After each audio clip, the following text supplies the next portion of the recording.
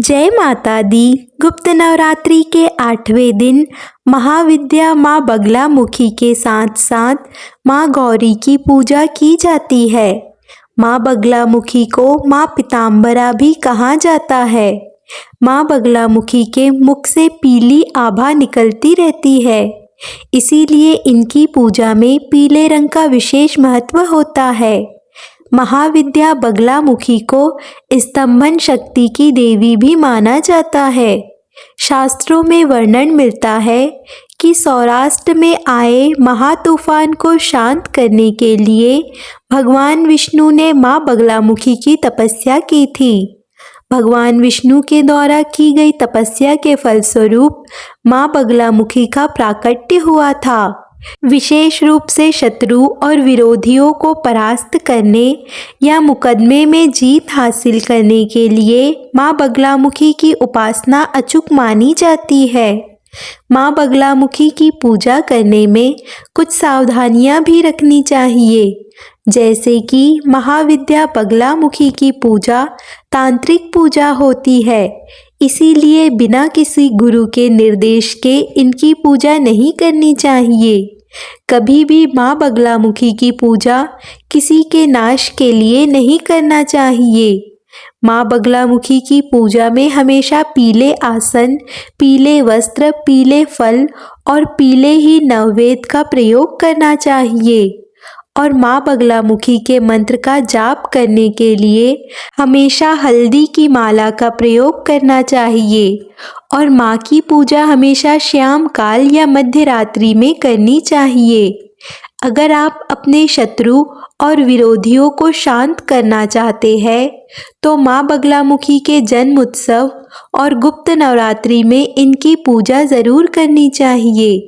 माँ बगलामुखी की साधना करने से मनुष्य के जीवन की सभी समस्याएं दूर हो जाती है।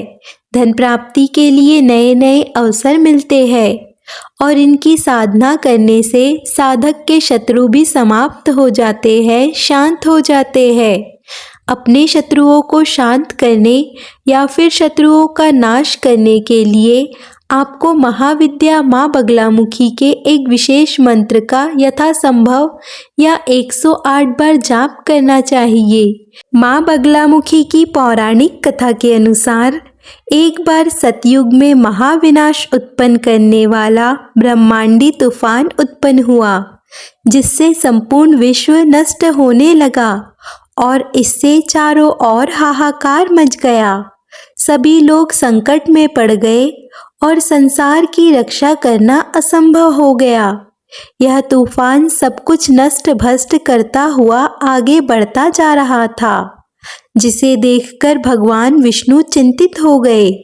इस समस्या का कोई हल ना पाकर वह भगवान शिव का स्मरण करने लगे।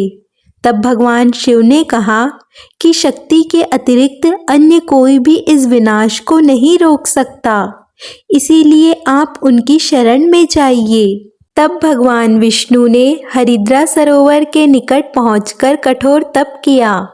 भगवान विष्णु के तप से देवी शक्ति प्रकट हुई। उनकी साधना से महात्रिपुर सुंदरी प्रसन्न हुई।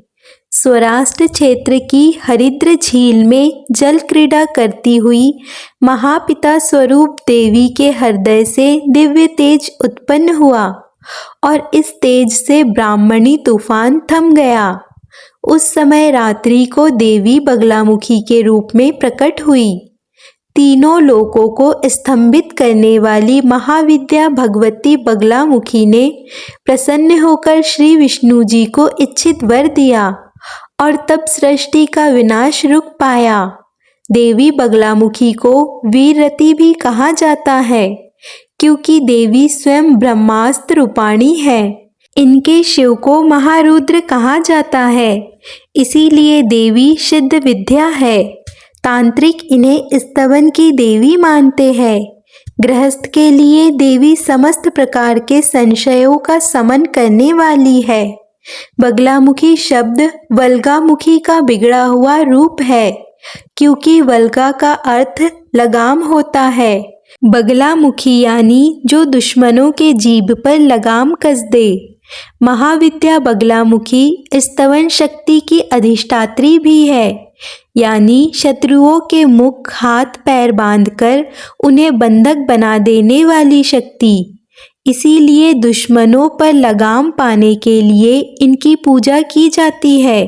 तो ये थी महाविद्या बगलामुखी माता की कथा। आज की कथा आपको पसंद आए तो वीडियो को लाइक कमेंट शेयर ज़रूर कीजिए और ऐसी ही और भी कथाओं के लिए चैनल को सब्सक्राइब कर लीजिए।